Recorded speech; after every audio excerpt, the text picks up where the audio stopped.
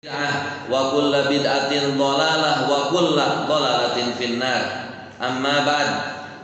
Allahumma 'allimna ma yanfa'una wanfa'na bima 'allamtana wa zidna ilman. Allahumma ati nufusana taqwaha wa zakkiha anta khairu man zakkaha anta waliyuha wa maulaha. Ikhwan yang dirahmati Allah Subhanahu wa taala, alhamdulillah pada kesempatan kali ini kita bisa dikumpulkan di tempat yang mulia untuk tujuan yang mulia pula, menuntut ilmu Allah Subhanahu wa taala. Maka marilah sama-sama kita selalu mensyukuri atas nikmat karunia, hidayah dan taufik dari Allah Subhanahu wa taala. Karena salah satu dari bentuk nikmatnya adalah dimudahkannya kaki kita melangkahkan datang ke musola ini untuk menuntut ilmu. Ketahuilah bahwasanya menuntut ilmu ini merupakan ibadah. Karena menuntut ilmu merupakan kewajiban bagi setiap muslim. Rasulullah SAW bersabda, "Thalabul ilmi fardhatun ala kulli muslim." Menuntut ilmu merupakan kewajiban bagi setiap muslim, tidak mengenal apa jabatannya, tidak mengenal tua, tidak mengenal muda, tidak mengenal dia memiliki waktu sedikit atau banyak.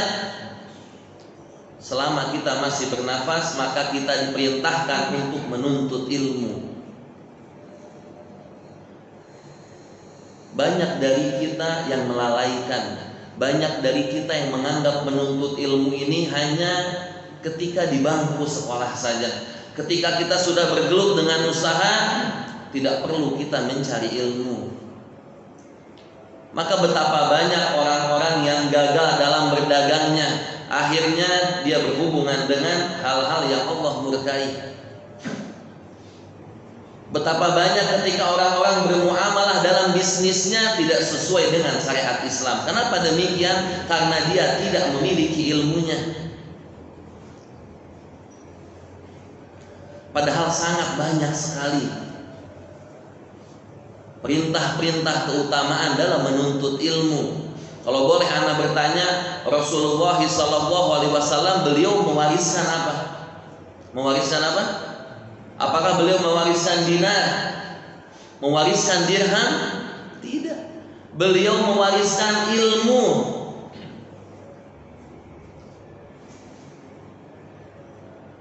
Maka sangat rugi ketika kita jauh dari yang namanya ilmu. Karena dengan ilmu kita bisa membedakan mana yang hak, mana yang batil.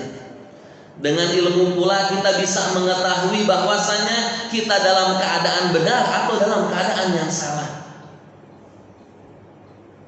Maka ketika Allah membimbing kita dalam menuntut ilmu, mintalah kepada Allah agar kita selalu istiqomah.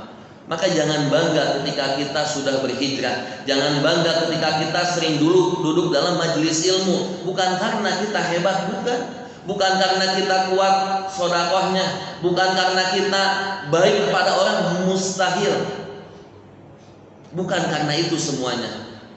Ketika kita dimudahkan datang kemari, murni memang Allah yang memberikan hidayah dan taufiknya. Apa bedanya kita dengan orang-orang yang lalai akan menuntut ilmu? Kalau kita mengetahui begitu banyak pemberian Allah yang diberikan kepada kita, maka jadilah sebagai hamba yang bersyukur.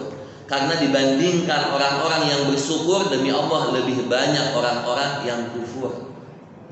Maka Allah pun katakan, wa qalilun min ibadiyas syakur, hanya sedikit dari hambaku yang menjadi ahli syukur. Yang kedua, salawat dan salam tak lupa kita sanjungkan kepada baginda Nabi besar Muhammad sallallahu alaihi wasallam. Semoga salawat dan salam pula tercurahkan kepada keluarganya, istri-istrinya, sahabatnya dan umatnya. Mudah-mudahan kita di sini merupakan umat yang setia yang selalu menjadikan beliau sebagai suri tauladan yang baik.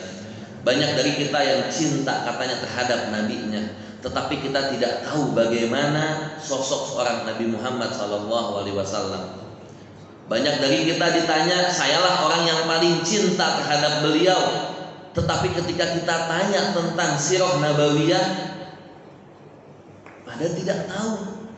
Tapi kalau kita tanya misalnya, ada yang nggak tahu Cristiano Ronaldo tahu? Siapa dia? Siapa Pak? Pemain bola. Di mana sekarang posisinya dia? Di mana? Di MU. Sebelum di MU di mana? Juventus. Subhanallah, tahu. Kalau Sirah Nabawiyah udah hatam berapa kali Pak? Pertama kali peperangan Rasulullah. Amul Huzan itu apa Amul Huzan? Tahu Amul Huzan? Tahun kesedihan. Kenapa dikatakan tahun kesedihan Pak? Karena meninggalnya istri dan pamannya. Dikatakan Amul Huzan karena istri tercinta Nabi Khadijah binti Khuwailid dan pamannya Abu Thalib meninggal pada tahun tersebut, maka dikatakanlah sebagai Amul Huzan. Maka kalau kita tanya mendetail tentang Nabi, banyak yang tidak tahu. Tetapi banyak orang-orang ketika sosok yang tidak menjadikan dia atau menambah keimanannya, tapi dia tahu. Lionel Messi pasti lebih tahu lagi ya. Maka sangat rugi ikhwan semuanya kalau kita tidak mengenal sosok Nabi, kelak syafaatnya yang kita butuhkan.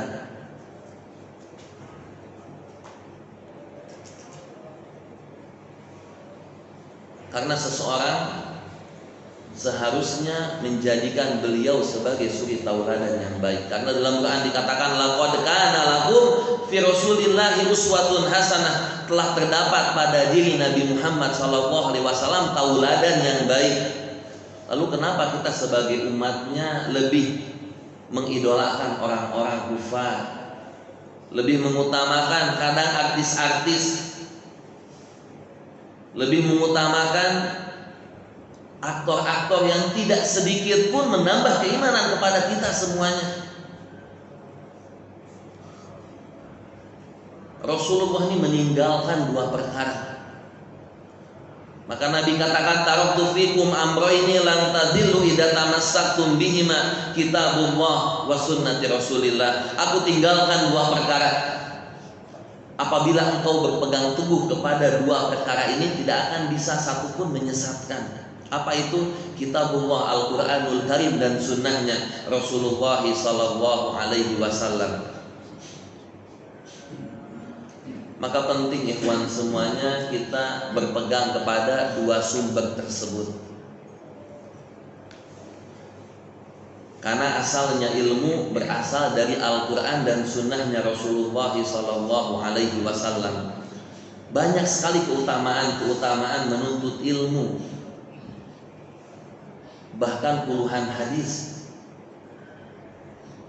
Salah satu hadis sebenarnya cukup dengan menjelaskan dua, seharusnya kita lebih semangat lagi dalam menuntut ilmu. Yang pertama adalah Rasulullah SAW bersabda, "Man salaka thoriqan yaltamisu fihi ilman, sahalallahu lahu bihi thoriqan ilal jannah." Insya Allah pada hafal semua ya. Hampir setiap mubaligh para dai sering menyampaikan hadis tersebut. Man salaka thoriqan yaltamisu fihi ilman, siapa saja yang mencari jalan untuk menuntut ilmu, sahalallahu lahu bihi thoriqan ilal jannah, Allah akan mudahkan baginya masuk ke dalam surganya Allah Subhanahu wa taala. Berarti kita tahu salah satu jalan pintas menuju surganya Allah dengan apa? Dengan thalabul ilmi, dengan menuntut ilmu. Kira-kira kalau saya tanya, ada nggak yang nggak mau masuk ke dalam surga? Ada? Ada? Ada nggak? Ada? Tidak ada.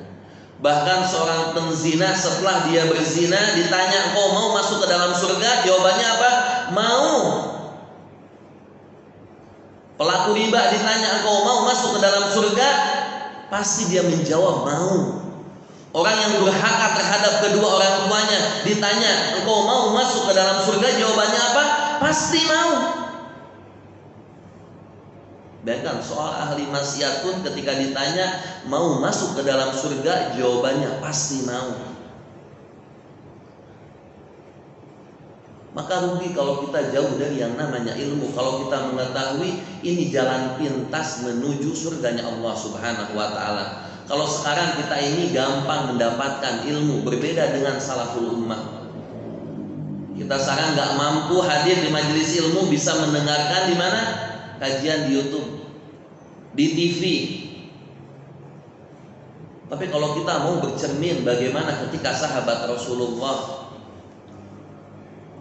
para tabi'in, diriwayatkan dari Khatib Al-Baghdadi, tabi'in yang berada di Basrah, ketika dia mendapatkan satu hadis yang diriwayatkan oleh sahabat, padahal ketika dia mendapatkan hadis tersebut bisa dia langsung amalkan, tetapi rasanya sayang ketika sahabat tersebut yang mendapatkan dari Rasulullah SAW masih hidup, aku tidak mendengarkan langsung dari lisannya.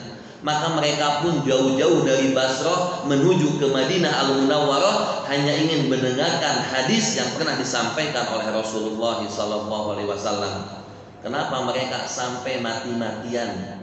Ketika mereka dari Basrah menuju ke Madinah ribuan mil mereka lewati. Mereka berangkat dengan biaya sendiri, dengan kendaraan sendiri, dengan bekal sendiri. Tidak ada sponsor, Pak. Kenapa sampai perjuangannya begitu dahsyat? Karena mereka tahu langkahnya mereka, perjuangannya mereka, ini loh jalan pintas menuju surganya Allah Subhanahu wa Ta'ala. Ada Imam Masruq, murid dari Ibnu Abbas dan Aisyah radhiyallahu anha. Ketika dia ingin memahami satu ayat dalam Al-Quranul Karim, dia sampai rela mengadakan perjalanan dari Madinah menuju ke Irak. Ketika dia berangkat untuk menemui seseorang agar bisa menjelaskan satu kalimat dalam Al-Quranul Karim, ternyata orang tersebut sudah berangkat ke Syam. Syam ini sekarang tepatnya di Suriah, Lubnan, Urdun dan Palestina. Apakah Imam Masruq langsung pulang atau istirahat di sana? Tidak. Dia langsung mengadakan perjalanan menuju ke Syam. Kenapa sampai susah-susah? Karena dia tahu perjuangannya dia yang akan mendapatkan jalan pintas menuju surganya Allah Subhanahu wa Ta'ala. Begitu juga ada seorang murid dari Imam Malik. Imam Malik ini ketika beliau mengajarkan tepat di Masjid Nabawi, ada muridnya yang bernama Yahya bin Yahya Al-Laitsi. Dia ini datang jauh-jauh dari Spanyol, bayangkan, dari Spanyol, udah beda benua, datang ke Masjid Nabawi hanya ingin berguru, duduk dengan Imam Malik. Bahkan ketika ada parade gajah melewati Madinah Al-Munawwarah, semua murid-muridnya Imam Malik pada keluar karena penasaran. Jarang-jarang ada parade gajah di Madinah. Ketika semua muridnya melihat hanya ada satu muridnya yang duduk mendengarkan. Siapa dia? Yahya bin Yahya Al-Laitsi. Ketika ditanya, kenapa engkau tidak mengikuti murid-murid yang lain? Apa yang dikatakan oleh Yahya? Aku datang kemari jauh-jauh dari Spanyol hanya ingin duduk menuntut ilmu darimu. Kalau aku ingin melihat gajah, lebih baik pergi saja ke Afrika. Tempatnya di sana. Bayangkan dia jauh-jauh dari Spanyol ingin menuntut ilmu karena dia yakin perjuangannya dia ini yang akan memudahkan dia masuk ke dalam surganya Allah Subhanahu wa Ta'ala.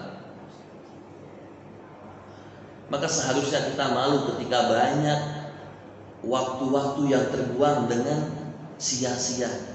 Karena umur kita kelak akan ditanyakan, selama engkau di dunia ini masa mudamu untuk apa? Apakah engkau pakai untuk menuntut ilmu agar engkau dekat dengan Allah Subhanahu wa Ta'ala, atau engkau pakai untuk bermain-main, bermaksiat, hura-hura dan lain sebagainya? Itu salah satu keutamaannya. Yang kedua, mudah-mudahan ini menjadi oleh-oleh kita pada kajian ini. Rasulullah bersabda, "Man goda ilal masjid." Siapa saja yang berangkat menuju ke masjid, la yuridu illa ayata'allama khairan aw yu'allimahu. Tidak ada yang dia maksudkan kecuali hanya ingin mempelajari kebaikan, mendapatkan ilmu atau mengajarkannya.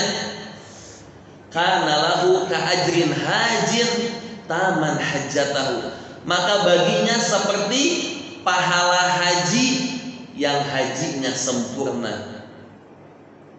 Bayangkan ketika antum jauh-jauh dari rumah datang ke masjid ini karena lillahi wahdah, mencari ridha Allah Subhanahu wa taala,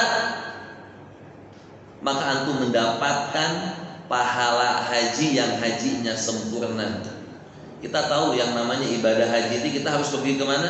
Ke Baitullah. Kalau yang ONH biasa bisa sampai 40 hari mengeluarkan uang kurang lebih berapa? 35 juta. Kalau yang H plus bisa sampai 150 juta, itu pun harus nunggu. Kalau yang mau daftar tahun ini, berangkat tahun ini, bisa sampai mengeluarkan uang 250 sampai 300 juta. Itu pun 25 hari. Tidak ada jaminan setelah dia pulang mendapatkan haji yang mabrur. Tetapi lihat bagaimana Allah memudahkan hambanya untuk meraih pahala sebesar-besarnya. Setiap datang antum ke majelis ilmu, kalau antum niatnya ikhlas karena Allah, berarti antum mendapatkan pahala haji yang hajinya sempurna. Terus selain itu adalah keutamaan-keutamaan yang lain adalah al ulama warasatul anbiya. Ulama itu merupakan apa? Pewarisnya para nabi. Wa innal anbiya lam yuwarisu dinar wala dirham. Adapun para nabi tidak mewariskan dinar dan dirham. Walakin warathul ilma. Faman akhadhahu akhadha bihaddin wafir. Tetapi para nabi mewariskan ilmu. Maka barang siapa yang mengambilnya, ia mengambil bagian yang cukup. Lihat, kita ini sering membaca doa apa? Rabbana atina fid dunya hasanah wa fil akhirati hasanah wa qina adzabannar. Ketika kita meminta kebaikan di dunia, apa yang kita minta kebaikan di dunia? Imam Hasan Al-Basri menjelaskan maksud dari ayat tersebut, kebaikan di dunia adalah ilmu dan ibadah. Sedangkan kebaikan di akhirat apa? Wa fil akhirati hasanah. Kebaikan di akhirat, Imam Hasan Al-Basri menjelaskan surganya Allah Subhanahu wa taala. Maka lihat ketika Imam Syafi'i meminta nasihat dari gurunya Waqi', sakautu ila Waqi'in su'al hifdi, aku mengeluhkan kepada Waqi' tentang susahnya menghafal. Fa'arsadani bitarkil ma'asi, maka ia pun menasehatiku agar meninggalkan yang namanya maksiat. Fa'akhbaroni bi anna ilma nurun, maka Imam Waqi' pun mengabarkan kepadaku bahwasannya ilmu itu adalah cahaya. Wa nurullahi la yuhda lil 'asi, dan cahaya Allah Subhanahu wa taala tidak diberikan kepada pelaku maksiat. Maka jangan sampai ketika kita berharap mendapatkan ilmu yang hak dari Allah Subhanahu wa taala, tetapi kita masih tetap bermaksiat kepadanya. Kita masih tetap menzolimi diri sendiri. Kita masih melakukan hal-hal yang Allah murkai, maka akan jauh dari yang namanya ilmu. Tapi yang selanjutnya, ilmu yang kita miliki, yang kita ajarkan kepada orang lain, kelak akan menjadi pahala jariyah. Karena setiap Bani Adam ketika meninggal amalannya terputus kecuali 3. Yang pertama adalah sedekah jariyah. Yang kedua ilmu yang bermanfaat. Jadi ilmu yang diajarkan oleh seseorang kepada orang lain, orang lain tersebut mengajarkannya lagi kepada orang lain sampai menyebar ilmu tersebut, maka pahalanya akan mengalir dari orang yang pertama kali mengajarkannya. Maka anak sering mengingatkan, kalau kita memiliki anak, pertama kali anak jangan sampai bisa Al-Fatihah dari orang lain. Sempatkan kita mengajarkan Al-Fatihah kepada anak-anak kita. Rugi anak kita nanti ketika membaca Al-Fatihah, bayangkan 17 kali itu yang wajibnya, belum nanti yang sunnah-sunnahnya. Kalau bisanya Al-Fatihah dia dari guru ngajinya, maka pahalanya akan selalu mengalir kepada siapa? Kepada guru ngajinya. Maka rugi ikhwan semuanya kalau anak kita bisa Al-Fatihah bukan dari ayah atau ibunya, melainkan dari guru ngajinya. Walaupun dia kecil, antum ulangi aja tiap hari 5 kali Al-Fatihah. Besoknya ulangi lagi, nanti dia akan terbiasa. Makanya ngajak semua, jangan sampai anak-anak kita bisa Al-Fatihah karena apa? Karena gurunya. Usahakan kita yang mendidik pertama kali bisa Al-Fatihah. Taib, ilmu yang bermanfaat sampai kiamat, kalau memang itu ilmu dimanfaatkan, akan terus mengalir. Begitu juga kalau misalnya ada yang bisa menulis buku-buku yang bermanfaat, ketika buku itu bisa dimanfaatkan oleh orang-orang demi maslahat umat, maka dia pun akan mendapatkan pahalanya terus mengalir selama buku tersebut dimanfaatkan. Tapi yang selanjutnya adalah Allah Subhanahu wa taala mengangkat derajat orang yang berilmu. Yarfa'illahu alladhina amanu minkum walladzina utul ilma darajat. Lihat, Allah mengangkat derajat orang yang berilmu.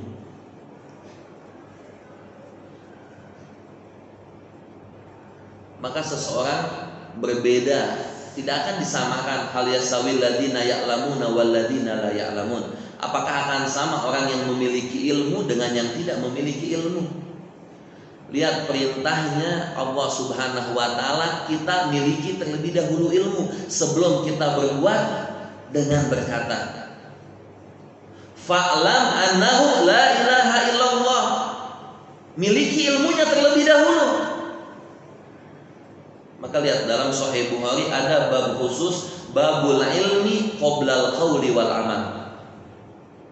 Kita memiliki ilmu terlebih dahulu sebelum kita berkata dan berbuat.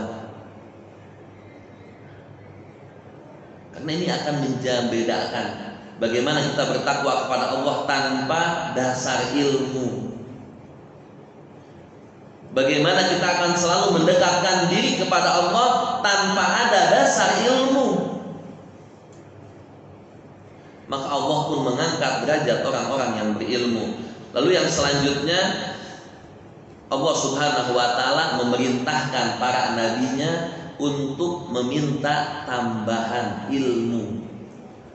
Maka dalam Al-Qur'an surat Thaha ayat 114, wa qul rabbi zidni ilman, dan katakanlah wahai Rabbku tambahkanlah kepadaku ilmu. Maka tetap kita pun harus meminta kepada Allah agar diberikan ilmu. Rabbi zidni ilman warzuqni fahman, dan berilah kepahaman pada diriku. Tapi yang selanjutnya, salah satu kebaikan yang diberikan Allah kepada hambanya dengan pemahaman din.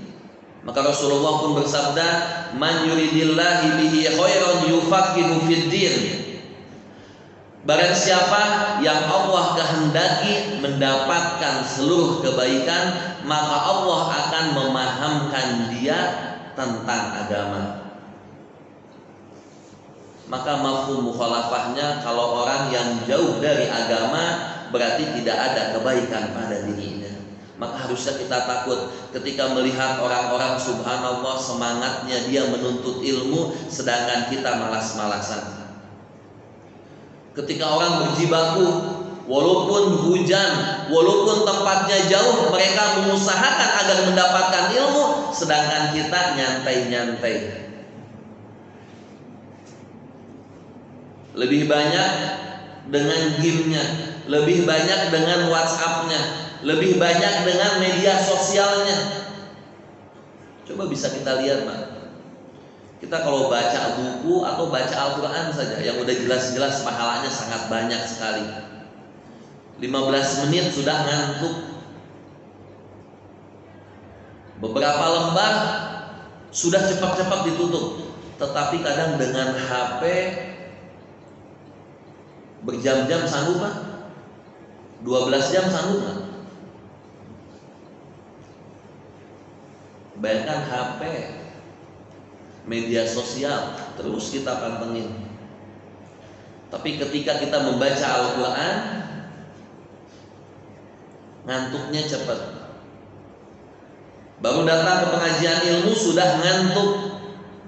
Tapi kalau ngobrol sama teman, begadang sampai subuh sanggup. Benar apa enggak? Hah? Ini godaannya ya. Godaannya dalam menuntut ilmu. Intinya setan ini tidak akan pernah diam, tidak akan pernah dia diam ketika melihat seorang hamba Allah ingin mendekatkan diri kepada Sang Khalik. Pasti akan diganggu. Pasti akan diganggu, dikasih ngantuk lah, dikasih permasalahan-permasalahan yang menyibukkan tentang urusan dunia akhirnya. Urusan akhiratnya nanti nomor sekian. Padahal kita di sini tahu dunia ini hanya sementara. Di dunia ini kita hanya mengumpulkan bekal untuk akhirat. Dan sebaik-baiknya bekal adalah takwa kepada Allah Subhanahu wa ta'ala. Ketika Rasulullah mengatakan ad-dunya mal'unatun mal'unu ma fiha, Rasul katakan dunia ini terlaknat dan terlaknat pula orang-orang di dalamnya. Berarti ini ancaman bukan ancaman yang main-main. Ini ancaman serius. Kita terdapat di dalamnya atau tidak? Apa pengecualiannya oleh Rasulullah? Illa zikrullah, zikir kepada Allah, wa mawalah, dan ketaatan yang lainnya. Aw alimun, atau orang alim, aw muta'alimun, orang yang menuntut ilmu. Maka lihat Pak, dari 4 kriteria tersebut apakah kita ada di dalamnya? Zikir kepada Allah sering gak kita lakukan? Ketaatan-ketaatan yang lain kita lakukan apa tidak? Kita termasuk orang alim atau tidak? Dan kita termasuk penuntut ilmu atau tidak? Maka kalau tidak ada 4 sini, aduh banyak-banyak istighfar kalau begitu. Jangan-jangan kita termasuk orang-orang yang dilaknat, termasuk orang-orang yang kelak akan merugi.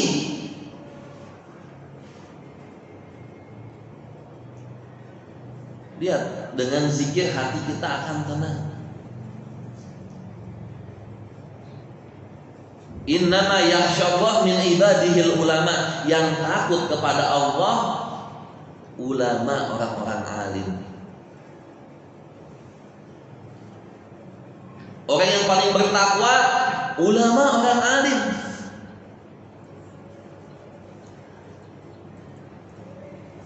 Maka cukup sebenarnya dengan keutamaan-keutamaan yang tadi, lebih semangat lagi kita dalam menuntut ilmunya. Kalau misalnya kita sudah umur puluhan tahun, duduk selalu dengan ilmu dan ilmu, apakah sudah cukup ilmunya Allah Pak?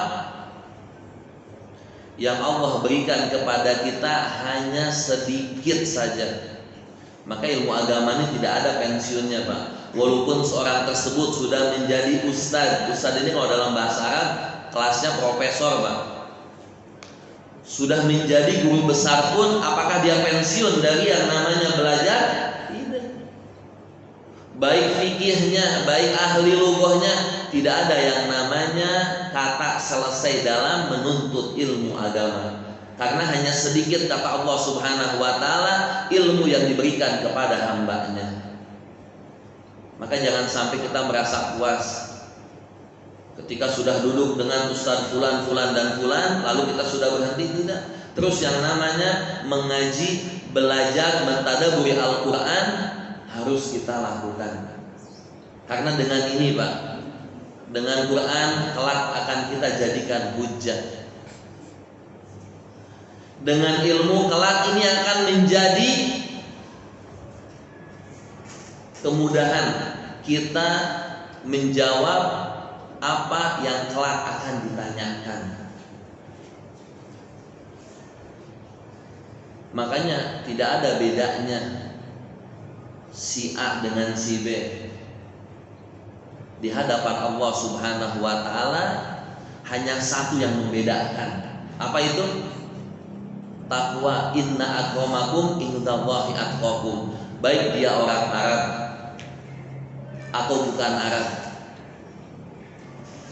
Yang membedakan antara satu dengan yang lainnya hanya takwa kepada Allah Subhanahu wa taala. Maka kita mendapatkan takwa pun harus dengan ilmu, Pak. Bagaimana caranya kita takut kepada Allah kalau kita tidak memiliki ilmunya? Makanya sangat penting kita ini mengenal siapa Tuhan kita Allah Subhanahu wa taala. Yang kedua, mengenal siapa nabi kita. Dan yang ketiga, bagaimana Al-Qur'anul Karim. Karena ini dustur kita. Semua ilmu ada di dalam Al-Quran dan sunnahnya Rasulullah SAW. Lalu bagaimana kita mau paham kalau kita tidak pernah mengkajinya? Bagaimana kita mau paham kalau kita jauh dari tiga tersebut? Karena ingat, kewajiban kita ketika kita menuntut ilmu, kita memiliki ilmu, maka kita wajib untuk mengamalkannya. Jadi ketika kita dapat ilmu, wajib bagi kita untuk apa? Untuk mengamalkannya. Setelah kita mengamalkannya, Pak, wajib kita mendakwahkan dengan ilmu tersebut. Ketika kita mendakwahkan dengan ilmu tersebut, kita bersabar di dalam dakwah.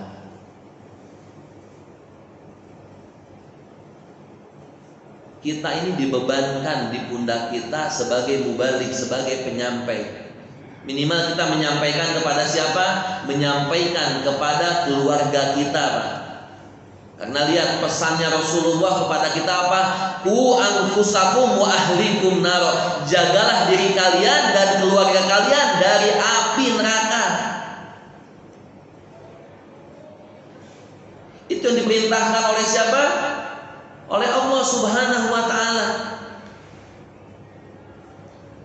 Maka ajarkan, nasihati keluarga kita. Memang benar kita hanya menyampaikan, tidak bisa kita memaksa. Hidayah ini mutlak milik siapa? Milik Allah Subhanahu wa taala. Tetapi kewajiban kita hanya menyampaikan. Perkara dia menerima atau tidak menerima itu urusan yang lain. Kita tahu Pak, Nabi Nuh. Tahu Nabi Nuh? Nabi Nuh berdakwah kepada istri dan anaknya lebih daripada 900 tahun. Bayangkan, 900 tahun. Jadi kalau engkau baru mendakwahi sekali, dua kali, sehari, dua hari, seminggu, dua minggu, setahun, 2 tahun, lalu engkau menyerah, sudah enggak. 900 tahun lebih Nabi Nuh mendakwahi istri dan anaknya. Lihat di akhir hayatnya bagaimana? Tidak termasuk orang-orang yang beruntung. Dia termasuk orang-orang yang merugi, yang kelak di akhirat akan masuk ke dalam nerakanya Allah Subhanahu wa taala.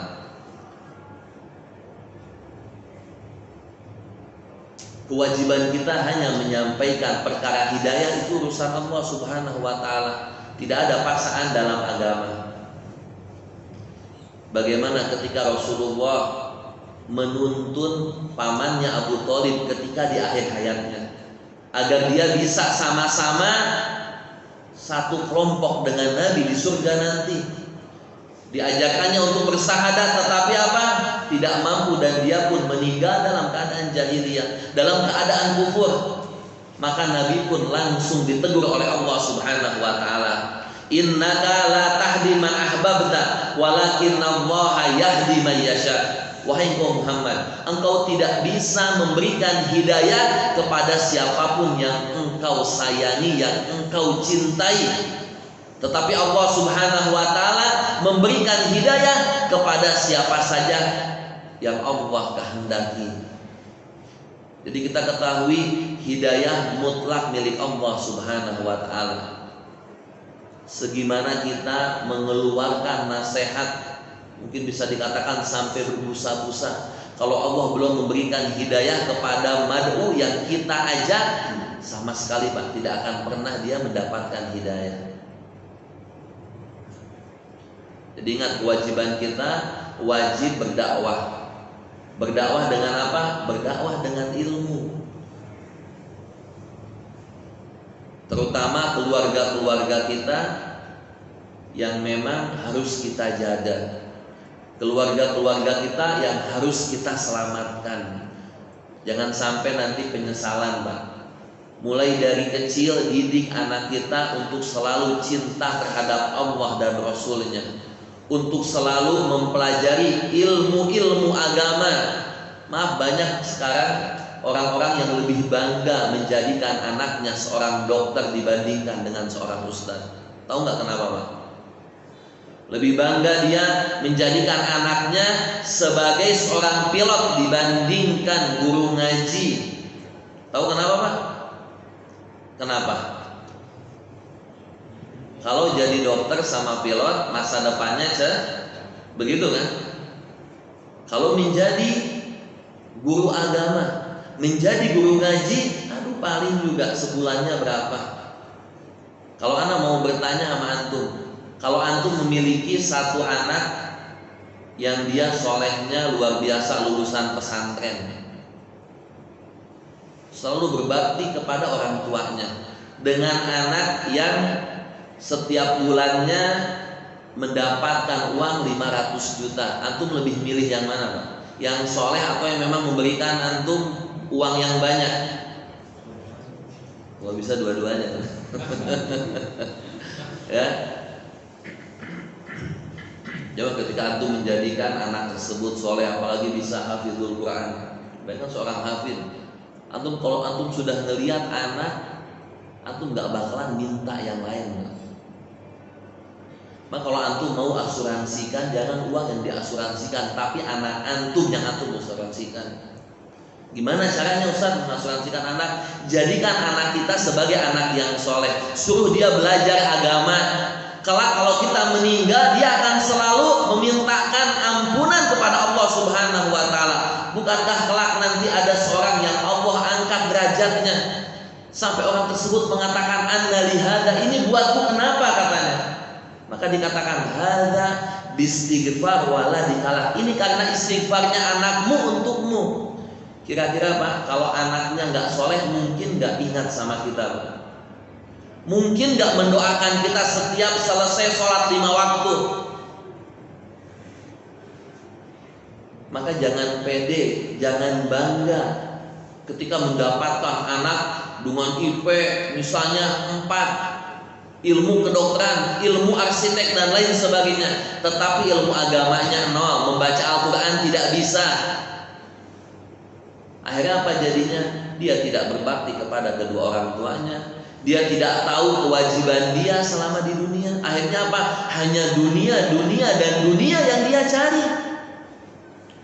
Padahal dunia, Pak, yang dicari mati-matian ketika kita meninggal, sedikit pun tidak akan pernah masuk ke dalam kuburan. Ada nggak, Pak? Orang meninggal bawa 5 gram emas ada? Atau uang 1.000 rupiah ada nggak yang dibawa ke dalam kuburan? Tidak ada sama sekali.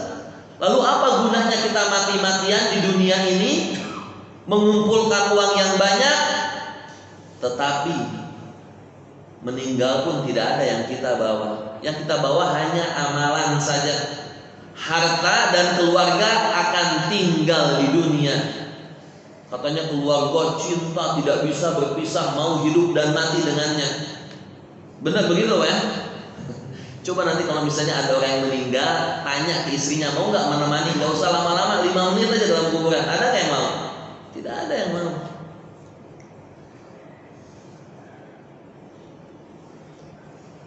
Maka siapkan anak-anak antum menjadi anak yang soleh dan solehah. Sama juga, Kalau untuk urusan agama, makanya itu kadang kita nih Pak, sebenarnya kenapa orang berlaku demikian? Karena dia tidak memiliki ilmu. Coba antum lihat orang-orang kalau bayar guru bahasa Inggris 1 juta pun dia lakoni Pak, benar nggak? 2 juta dia bayar nggak apa-apa. Cuma lihat kalau dia mau membayar guru ngaji, sudah guru ngaji mah ikhlas saja karena Allah, begitu Pak ya. Harusnya itu yang lebih kita perhatikan. Karena guru ngaji ini dia yang membuat anakku pintar, dia yang mengajarkan kebaikan, dia yang mengajarkan agar kelak aku sudah tua tidak bisa apa-apa, dia yang akan berbakti kepadaku. Coba lihat ikhwan semuanya, betapa banyak anak-anak durhaka yang memasukkan ibu dan ayahnya ke panti jompo. Bahkan dalam keadaan sehat pun tidak jarang kita temukan sang anak memenjarakan ibunya. Ada nggak di Indonesia? Banyak Pak. Karena urusan warisan dibuih ibunya, bayangkan. Dituntut agar dipenjara, padahal ibu tersebut yang sudah melahirkan dari rahimnya. Ketika melahirkan antara hidup dengan mati, kalau ada 2 pilihan, harus menyelamatkan ibunya atau anaknya, sang ibu akan mengatakan apa? Selamatkan anakku. Lihat Pak. Tapi karena anak-anak yang tidak memiliki ilmu agama, akhirnya lihat dia menjadi anak yang durhaka. Maka persiapkanlah anak-anak kita menjadi anak yang soleh, menjadi anak yang alim. Maka sebelum kita memerintahkan, menunjukkan, kitanya dulu harus diperbaiki gitu Pak ya. Saya maaf nih, gimana mau ngasih tahu Pak ke anak jangan rokok kalau kitanya masih merokok, begitu. Berarti kitanya juga harus apa? Harus berubah juga. Gimana kita nyuruh anak sholat 5 waktu di masjid, kitanya aja sholatnya di mana? Sholatnya di kamar. Gimana kita mau suruh anak kita baca Al-Quran, sedangkan kita ketemu Al-Quran sebulan sekali? Karena lihat, anak ini terutama anak laki-laki pasti dia ingin menjadi siapa? Menjadi sosok ayahnya. Sedangkan anak perempuan ingin melihat bagaimana ibunya, maka dia pun bercita-cita ingin menjadi ibunya. Maka siapkan tuh, siapkan dari diri sendiri, nanti kelak anak itu akan melihat, oh orang tua aku kayak begini, aku pun akan menjadinya. Begitu juga anak yang perempuan, oh ibuku kayak begini, aku pun ingin seperti ibuku. Ini sangat-sangat penting sekali. Tapi ikhwani yang dirahmati Allah Subhanahu wa taala, sebenarnya banyak sekali tentang keutamaan-keutamaan, tetapi yang tadi Anda sudah jelaskan, ini sebenarnya sudah cukup dengan kita berjibaku dengan ilmu. Karena Pak, butuhnya kita terhadap ilmu lebih dibandingkan butuhnya kita terhadap makanan. Kalau makan sehari berapa kali kita Pak? Berapa? 3. Ada nggak yang 5 atau 6 kali? Ada. Ada yang 7 sampai 8 kali, kayaknya agak susah Pak ya. 8 kali. Tapi kalau ilmu butuhnya kapan kita Pak? Setiap saat kita butuh akan ilmu. Kita mau melakukan sesuatu, benar nggak ilmunya? Mau melakukan sesuatu benar atau salah? Maka butuhnya kita akan ilmu lebih dibandingkan butuhnya kita akan makanan. Jadi mudah-mudahan ini semakin memotivasi kita, semakin memacu kita. Karena lihat Pak, kita sudah tahu keutamaannya, tapi kenapa kita masih bermalas-malasan? Makanya salah satu agar kita bisa istiqomah, ketika misalnya kita ini susah untuk sholat tahajud, kita ini susah untuk istiqomah puasa Senin Kemis, kita ini susah untuk istiqomah dalam melaksanakan sholat duha, maka perhatikan apa sih janji Allah terhadap orang-orang yang selalu melaksanakan puasa Senin Kemis. Apa sih janji Allah terhadap orang-orang yang selalu melaksanakan qiyamul lail, sholat duhanya. Sama kalau misalnya ada sayembara, siapa saja yang setiap sholat subuhnya berada di saf pertama, selama 1 minggu akan mendapatkan mobil Ferrari Pak ya, harganya 1 M. Kira-kira Pak ini show pertama dari kapan ini? Penuhnya dari Isa, dia gak mau balik Pak. Kenapa demikian? Karena ada apa? Ada hadiahnya. Benar apa enggak? Maka kalau misalnya kita ingin semangat, apa janjinya Allah Subhanahu wa taala? Coba lihat, rakaat fajar khairu minad dunya wa ma fiha. 2 rakaat fajar lebih baik daripada dunia dan seisinya, Pak. Kalau ada orang yang hilang motor sama mobil, lapor kemana Pak? Ke polisi kan? Tapi kalau ada orang yang kehilangan dunia dan isinya, lapor ke polisi? Tenang-tenang aja dia. Mobil harganya berapa Pak? Ratusan juta. Ketika hilang, lapor ke polisi. Tetapi ketika dia kehilangan 2 rakaat fajar, yang mana nilainya dunia dan seisinya, berarti apa? Tidak ternilai Pak. Dia tidak melaporkan sama sekali. Maka sangat rugi. Makanya kalau kita mau istiqomah, lihat apa sih janji Allah Subhanahu wa taala. Enggak apa-apa Pak kalau kita mampu sedikit tapi kontinu, lebih baik daripada banyak tapi mungkoti. Baca Al-Qur'an 1 juz ketemu lagi bulan depan. Lebih baik kita membaca sehari 1 ayat, tapi besok kita membaca 1 ayat lagi. Terus tiap hari kita baca. Karena amalan yang paling Allah sukai apa? Yang kontinu walaupun sedikit. Baik, ikhwan yang dirahmati Allah Subhanahu wa taala, sudah masuk ya waktu ini azan. Baik, mudah-mudahan yang anak sampaikan bermanfaat. Sama-sama kita saling nasihat menasehati. Berdirinya anak di sini bukan berarti anak yang paling mahir, tidak. Anak yang paling alim, tidak. Sama-sama kita belajar. Manusia ini tempatnya salah dan lupa. Harus saling nasihat menasehati. Ketika ada yang hilang, kita nasihati. Maka itulah pentingnya persaudaraan. Ketika kita dinasehati oleh teman, harusnya kita bersyukur. Makanya kalau mau pilih teman yang memang dia ini fair. Tidak hanya memuji kita, tapi dia pun bisa menyalahkan kita manakala kita salah. Baik, kita tutup kajian ini dengan membaca doa kafaratul majlis. Subhanakallahumma wa bihamdika asyhadu an la ilaha illa anta astaghfiruka wa atubu ilaik. Wassalamualaikum warahmatullahi wabarakatuh.